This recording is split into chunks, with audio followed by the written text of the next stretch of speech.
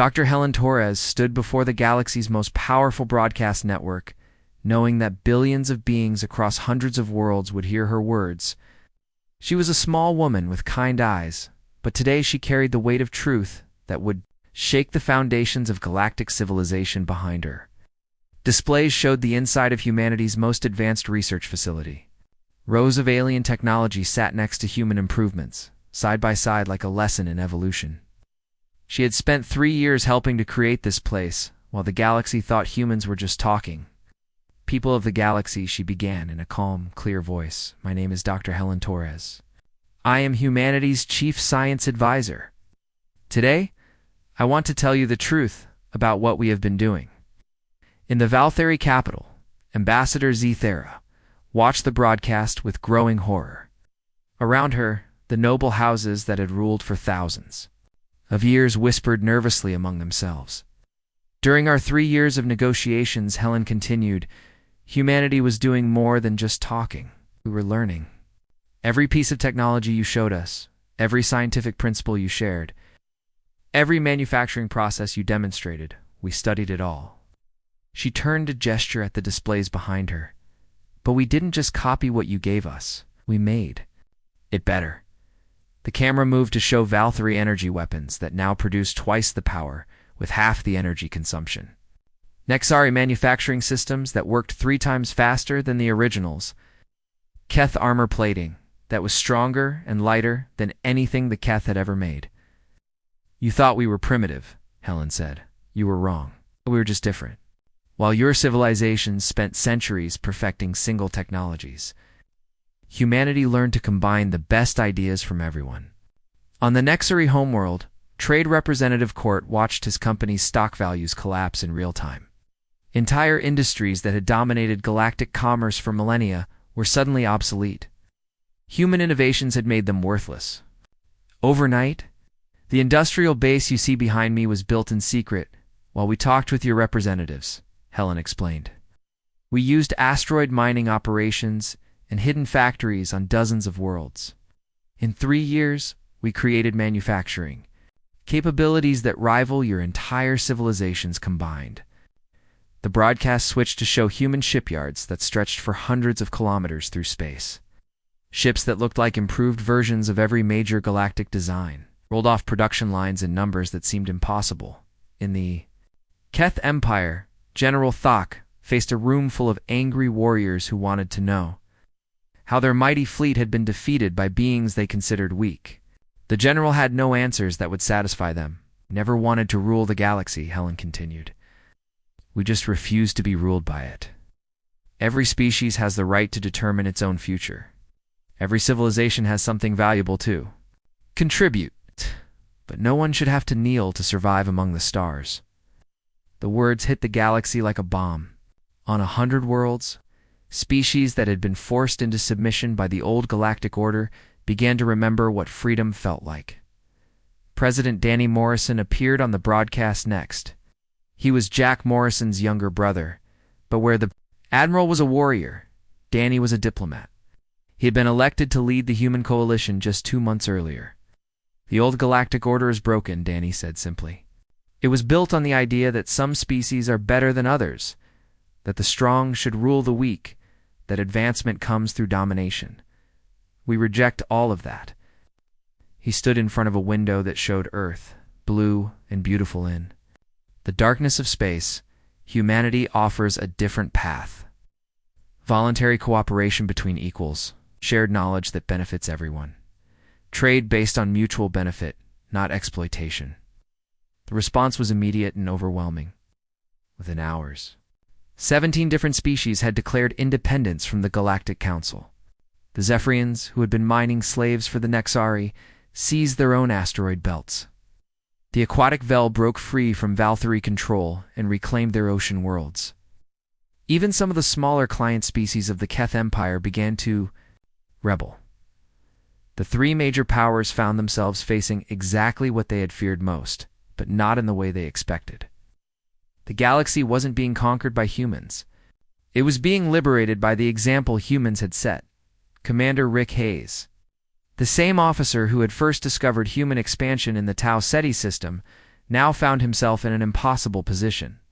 His ship, the New Horizon, had been chosen to carry representatives from the newly independent species to a meeting that would reshape galactic civilization, standing on his bridge. Rick watched as ships from dozens of different species arrived at Meridian 7, the same station where the original negotiations had failed.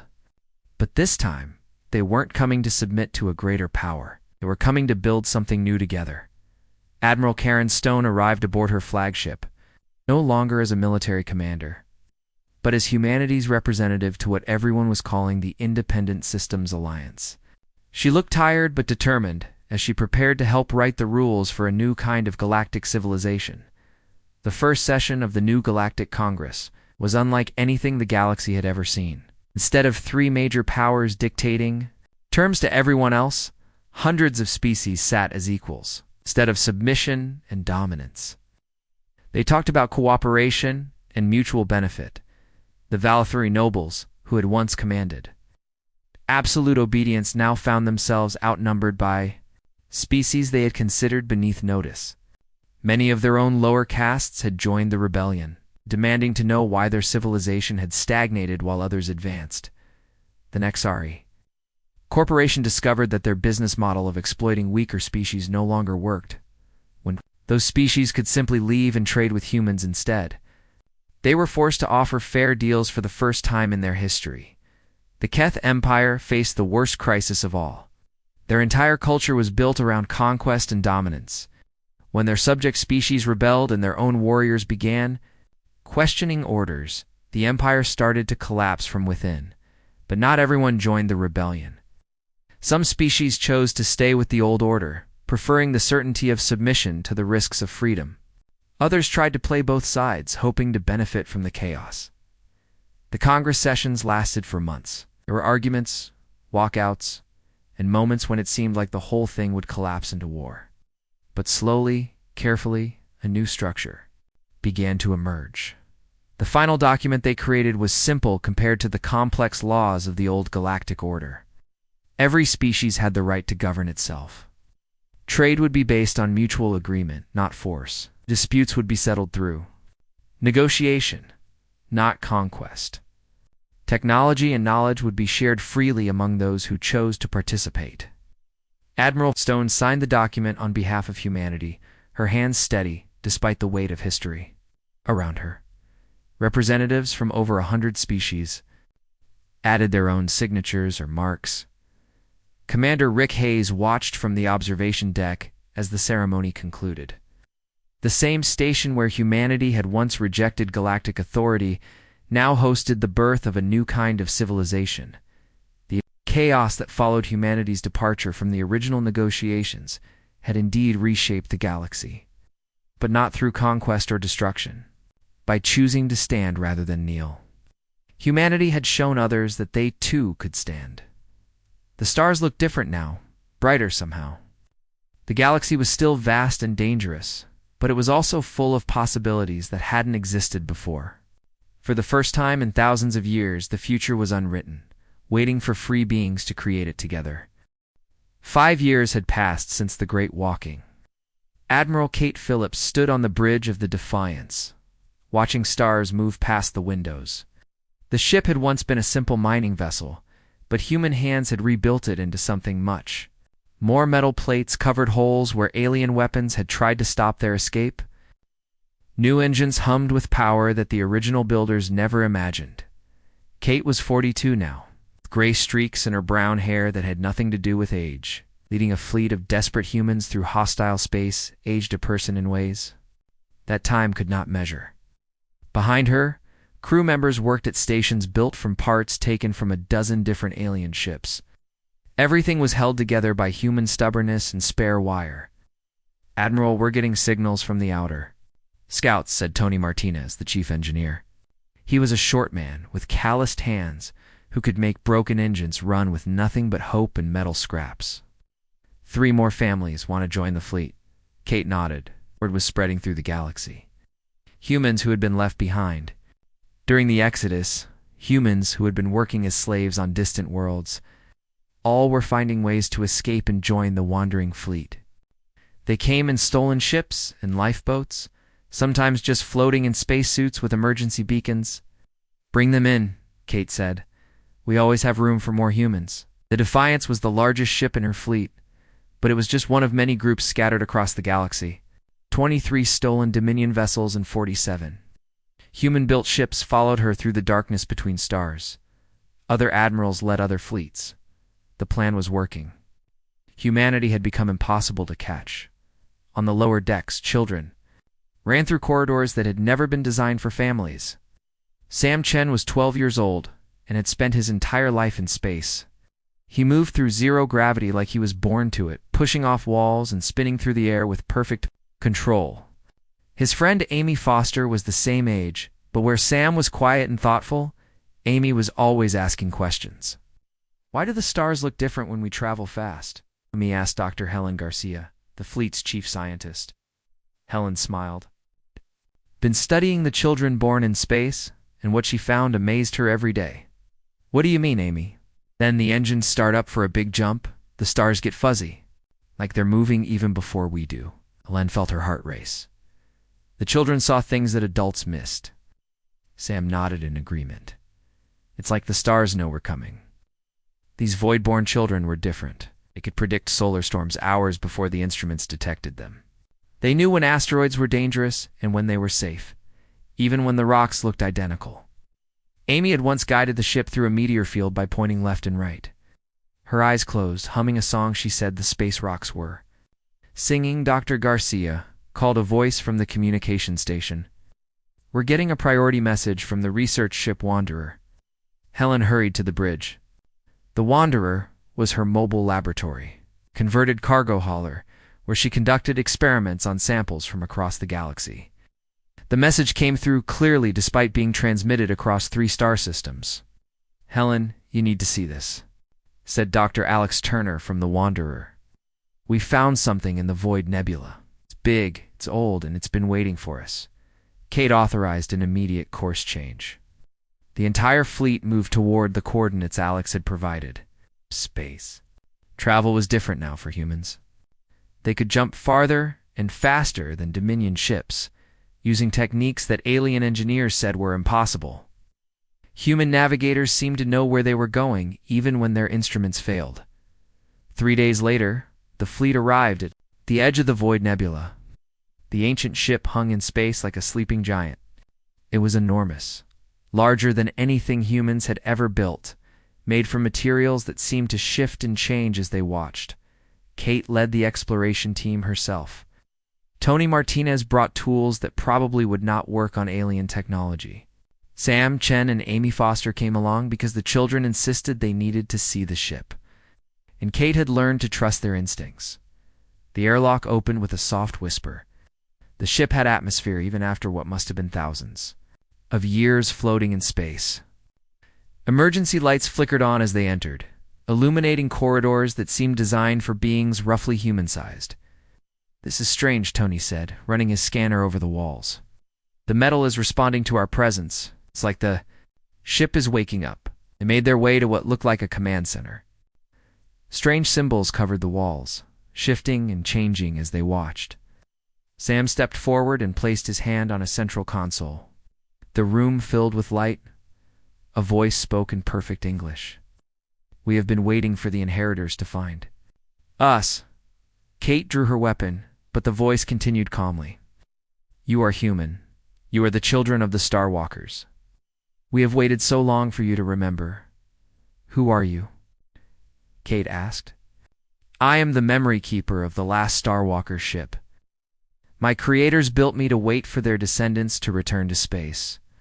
You are those descendants, changed and hidden, but still carrying the gift." Amy stepped forward, her young face serious. "What gift?"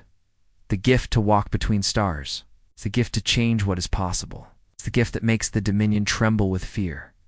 Meanwhile, on the far side of the galaxy, Ben Stone sat in a bar on the Zephyrian homeworld. He looked like any other human slave, tired and broken from years of labor. But Ben was humanity's most skilled spy. He listened to alien conversations, learned their secrets, and passed information back to the human fleets. Tonight he heard something that changed everything. 2. Zephyrian commanders sat at a nearby table, their crystal bodies glowing dimly in the bar's blue light. They spoke in their own language, but Ben had learned to understand it years ago. "The High Command is afraid," one said. "The humans are doing things our scientists say are impossible. Their ships appear and disappear without using jump drives. Their navigators plot courses through areas where space itself is unstable. It's getting worse," the other replied. "Last week, a human fleet jumped directly through a star. They should have been vaporized. Instead, they came out the other side unharmed. Our physicists cannot explain it." Ben felt his blood turn cold. Humans were jumping through stars. That was beyond anything he had heard about. The first Zephyrian leaned closer.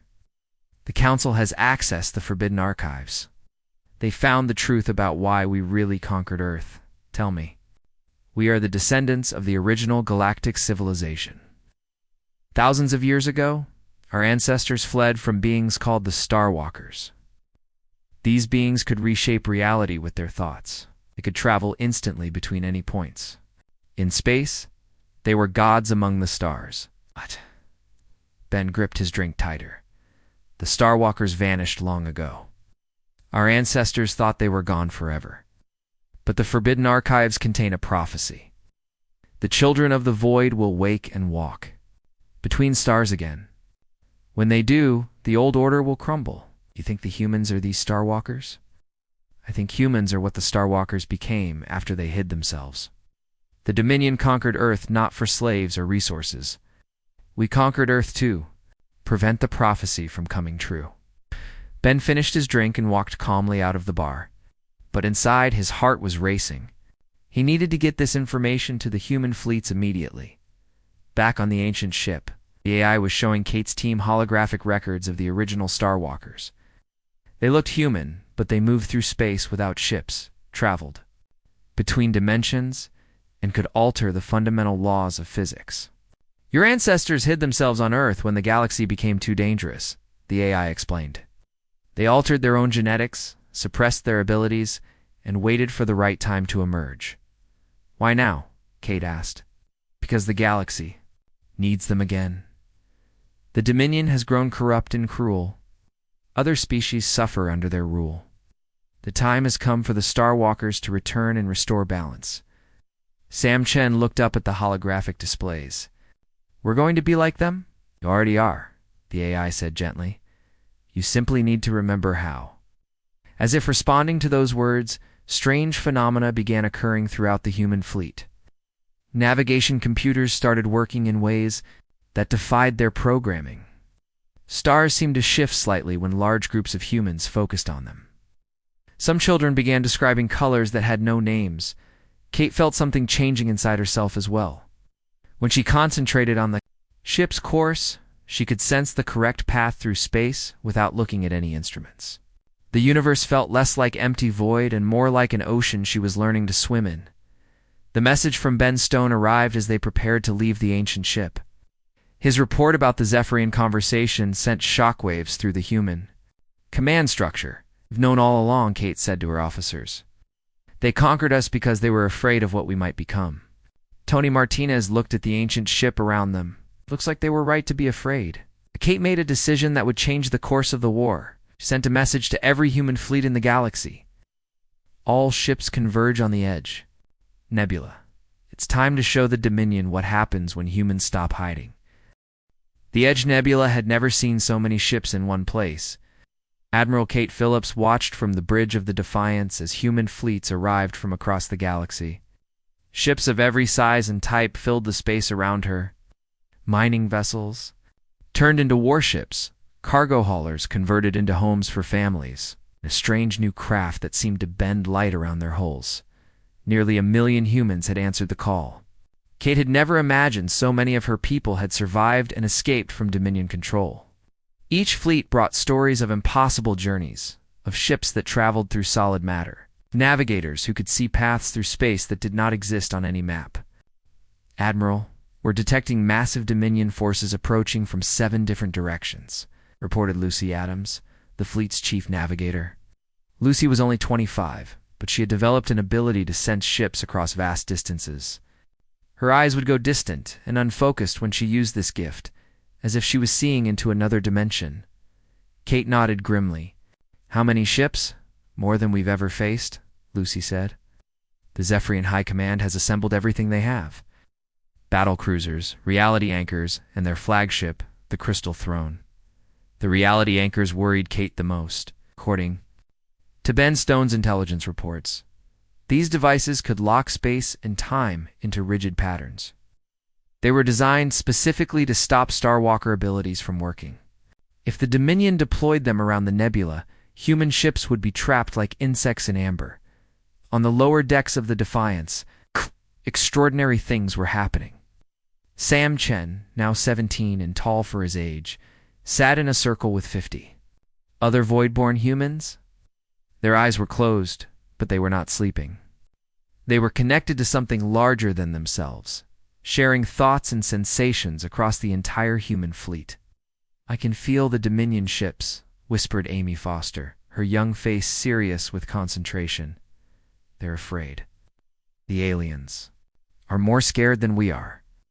Dr. Helen Garcia watched the young people with amazement and worry. Her instruments showed that the Voidborn were generating some kind of field that connected their minds. Brain patterns that should have been impossible were appearing on her scanners. The children were evolving in real time. "What are you planning?" Helen asked Sam. "We're going to walk the fleet," Sam said without opening his eyes. "All of us together. We're going to move every ship to safety, Sam. That's never been attempted. We don't know if it's possible." "It is possible," Amy said softly. "We can feel how to do it. The universe wants us to succeed." Meanwhile, in the cargo bay that had been converted into a workshop, Tony Martinez worked frantically on a project that made no sense to anyone else. He was building what he called a resonance amplifier, a device that would help human consciousness reach farther into space. The machine looked like a combination of alien technology and human ingenuity, held together with hope and determination. "You need to see this," called Paul Roberts, a young engineer who had joined the fleet 6 months ago. Paul had discovered he could repair damaged systems just by touching them and concentrating. Machines seemed to respond to his thoughts as much as his tools. Paul was standing next to a burned-out navigation computer that had been useless for weeks. But now lights were flickering across its surface, and data was scrolling down the screen. "Didn't do anything," Paul said. "It just started working when the Voidborn began their meditation." Tony stared at the computer. "It's not just working. It's working better than it ever did before. Look at these calculations. It's plotting courses through dimensions we don't have names for." Across the nebula, other human ships were reporting similar phenomena. Engines were running more efficiently. Weapons were charging faster. Ship hulls were becoming stronger. It was as if human consciousness was improving everything it touched. The first Dominion ships arrived 6 hours later. They came out of jump space in perfect formation, their crystal hulls gleaming with deadly purpose. The Crystal Throne led them, a massive vessel that looked like a mountain of living crystal. Crystalline Overseer Vexhaller commanded from its bridge, his ancient form pulsing with cold light. "Deploy the reality anchors," Vexhaller ordered in his species' musical language. "Create a grid around the entire nebula. Nothing must escape." 12 massive devices spread out around the Edge Nebula. They looked like metal spiders with legs that stretched for miles. When they activated, space itself seemed to freeze. Strange colors of the nebula became fixed and unchanging. The Voidborn humans gasped as they felt their connection to the universe suddenly grow heavy and difficult. "It's working," reported Vexhaller's second-in-command. "Their abilities are being suppressed. They are trapped." But something unexpected began to happen. Instead of weakening human consciousness, the reality anchors created quantum patterns that humans could use. The rigid laws of physics that the anchors enforced gave human minds something solid to push against. Sam Chen opened his eyes and smiled. "They made a mistake. They gave us something to grip." The Voidborn humans stood up as one. Their meditation had become something else, something more active and dangerous. They reached out with their minds and found that the reality anchors had created a network they could use to amplify their power, Sam said. What happened next would be remembered as the moment humans truly became Starwalkers. 50 Voidborn humans joined their consciousness together and reached out to touch every ship in the human fleet. Nearly 1 million people felt the connection form, a web of awareness that spanned the entire nebula. Then they walked, not with their feet, but with their minds. They took the concept of location and changed it. The human fleet did not move through space in any way the Dominion could understand. Instead, space moved around them. Reality shifted, and suddenly every human ship was 300 light-years away, safe in an empty region between star systems. The effort nearly killed the Voidborn humans. Sam collapsed, blood running from his nose. Amy fell unconscious, her young body trembling with exhaustion. They had done the impossible. They had moved 1 million people and their ships across the galaxy in an instant. In the Edge Nebula, the Dominion fleet found themselves alone with their reality anchors. But the quantum patterns the anchors had created were now unstable without human consciousness to anchor them. The rigid laws of physics began to collapse back on themselves. "Shut down the anchors," Exceller screamed, but it was too late. The reality anchors exploded one by one, each detonation tearing holes in space-time itself. Dominion ships were caught in the expanding waves of chaos. Some were thrown backward through time. Others were scattered across multiple dimensions. The crystal throne barely escaped as space around it turned inside out. When the chaos finally ended, Dominion had lost nearly half their fleet. The survivors limped back to their home systems, carrying reports that their leaders would not want to believe in the safe space where the human fleet had appeared. Celebrations were mixed with exhaustion. The Voidborn humans were recovering slowly, but something had changed in all of them. Their abilities were no longer growing gradually. They had taken a massive leap forward. Kate Phillips called a meeting of all fleet commanders. The holographic images of dozens of human leaders filled her conference room. Jake Morrison was there, older now, but still carrying the fierce determination that had started the Exodus. Ben Stone reported in from deep cover in Dominion space, his spy network having grown into something that reached across the galaxy. "We've crossed a line," Kate said. "There's no going back from what we just did. The Dominion will never stop hunting us now." "Good," said Jake. "Let them hunt. We're not the same species that ran from Earth 5 years ago." Dr. Helen Garcia shared her analysis of what had happened during the Great Walking. The Voidborn didn't just move our ships. They changed the fundamental nature of space-time in this region. We're not just in a different location. We're in a place where different laws of physics apply. Ben Stone's report was equally startling. The Dominion is in chaos. 3 member species have declared independence. The Krillax are demanding the immediate release of all slaves. The reality anchor disaster has convinced everyone that humanity is beyond their ability to control. "What do we do now?" asked one of the fleet commanders. Sam Chen, still weak from his ordeal, but insisting on attending the meeting, spoke up. "We finish what we started, become what we were always meant to be." Lucy Adams, who had been studying the strange readings around their new location, looked up from her instruments. "Admiral, you need to see this. The stars here are responding to us. When humans concentrate on a star system, it actually moves slightly. We're not just in space anymore. We're connected to space." Kate felt a chill run down her spine. They had wanted freedom from the Dominion. Instead, they had become something that could reshape the galaxy itself. "Send a message to every human ship," Kate ordered. "Tell them to prepare for the next phase. We're not just escaping slavery anymore. We're becoming the force that will decide what kind of galaxy we all live in." As the human fleet prepared for what would come next, the Voidborn humans gathered. Again, this time they were not just 50 young people meditating in a cargo bay. 1 year after the Edge Nebula incident, the galaxy had become a very different place. Kate Phillips no longer commanded a fleet of ships. Instead, she coordinated something that had never existed before, a living constellation of human consciousness that stretched across dozens of star systems. The Defiance still existed, but it had changed. The metal hull breathed like living skin, drawing energy from nearby stars. The engines no longer burned fuel, but moved the ship by convincing space itself to flow in different directions. When Kate walked through the corridors, the walls glowed softly in response to her thoughts.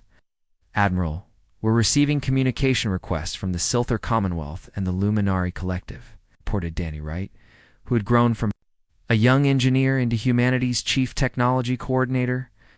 "They want to discuss joining the new alliance." Kate smiled. The Dominion was falling apart faster than anyone had expected. After the reality anchor disaster, 3 more alien species had declared independence. The methane-breathing Silthor had been secret allies for months, providing intelligence about Dominion movements. The energy-based Luminari had helped human ships hide in solar coronas, where Dominion sensors could not follow. "Schedule the meetings," Kate said. "But remind them that joining us means accepting change. We can't turn back into what we were before." In the research section of the ship, Dr. Helen Garcia worked with a team of human and alien scientists. Her laboratory no longer looked like any traditional science facility. Equations floated in the air as glowing symbols, controlled by thought rather than keyboards. Experiments ran themselves, guided by collective human intuition that somehow knew which variables to test. "The transformation is accelerating," Helen reported during the daily briefing. "Humans born in the last year don't seem to have any physical limitations at all. They can survive in vacuum, see across multiple dimensions, and communicate directly with ship computers. The newest generation of void-born children were indeed extraordinary." Baby Sarah Kim had been born 3 months ago and already showed signs of abilities that amazed everyone. She could make broken toys fix themselves just by looking at them. When she cried, lights throughout the ship would flicker in sympathy. But the most remarkable changes were happening to the older void-born humans. Sam Chen, now 18, spent most of his time existing as pure consciousness, only taking physical form when he needed to interact with people who could not yet transcend their bodies. Amy Foster had learned to be in multiple places at once, her awareness spreading across several ships simultaneously. "We're becoming something new," Sam told Kate during one of their rare face-to-face conversations. "Not just evolved humans, but something the galaxy has never seen before." Kate nodded. She could feel it happening to herself as well. When she concentrated, she could sense every human in the fleet, their thoughts and emotions creating a web of connection that spanned light years. Sometimes she forgot where her own consciousness ended, and the collective began. The real test of humanity's transformation came when the Dominion made their final, desperate attempt to destroy them. Crystalline Overseer Vex Haler, his crystal body now cracked and dim from the Edge Nebula disaster, had convinced the remaining Dominion species to use their most ancient and dangerous weapons. "They have found the consciousness killers," reported Ben Stone from his spy network. "Weapons that target the mind itself, left over from the war against the original Starwalkers. They plan to attack during the Convergence Ceremony." The Convergence Ceremony was humanity's most ambitious project yet. Every human consciousness in the galaxy would link together for a single moment, creating a new kind of collective being that could exist across multiple dimensions simultaneously. It was scheduled to take place in 7 days. "Can we delay the ceremony?" asked Jake Morrison, who now commanded the military protection forces for the human collective. "No," said Sam Chen, his voice coming from speakers throughout the ship even though his physical body was light years away. "Delaying won't help. The consciousness killers work by attacking minds that are separated and vulnerable. Our only defense is to complete the transformation." Kate made the hardest decision of her life. "We proceed as planned. Send word to every human in the galaxy. In 7 days, we either become something that can protect all free beings, or we die as humans." The Dominion attack came exactly as Ben Stone had predicted. As human consciousness began to link across the galaxy, Dominion ships appeared in every system where humans were gathered. They carried weapons that looked like black crystal spears, devices that fired beams of pure negation. Designed to erase thoughts and memories, the first attacks hit human settlements on the outer worlds. People who had been linked to the collective suddenly vanished from the network, their consciousness simply ceasing to exist. Panic spread through the human fleet as they realized the Dominion had found a way to kill minds without touching bodies. They're targeting the connection points, Amy Foster warned from her position coordinating the ceremony. If they can break enough links, the whole network will collapse. But something unexpected happened. As the consciousness killers destroyed individual human minds, the remaining humans in the network became stronger rather than weaker. Each loss made the survivors more determined, more unified, more focused on completing their transformation. Young void-born humans like Sarah Kim began to demonstrate abilities that defied all understanding. When consciousness killer beams struck near them, the weapons simply stopped working. It was as if the newest generation of humans existed in a state of reality that the ancient weapons could not touch. The weapons were designed to fight the old Starwalkers, Dr. Helen Garcia realized. But we're not becoming the same thing they were. We're becoming something new, something the weapons don't know how to kill. The moment of convergence arrived as Dominion ships pressed their attacks across a dozen star systems. Every human consciousness in the galaxy reached out to touch every other human consciousness. For an instant that lasted forever, nearly 2 million human minds became one mind. In that moment, humanity transcended everything they had been before. They became beings of living thought and will, capable of existing simultaneously as individuals and as aspects of a collective consciousness that spanned the galaxy. Physical laws became suggestions rather than rules. Time and space became tools rather than limitations. The consciousness killers, designed to destroy minds trapped in physical brains, could not affect beings that existed primarily as pure thought. Ow. The Dominion weapons fired harmlessly through human consciousness, like light passing through clear water. But humanity's transformation had consequences.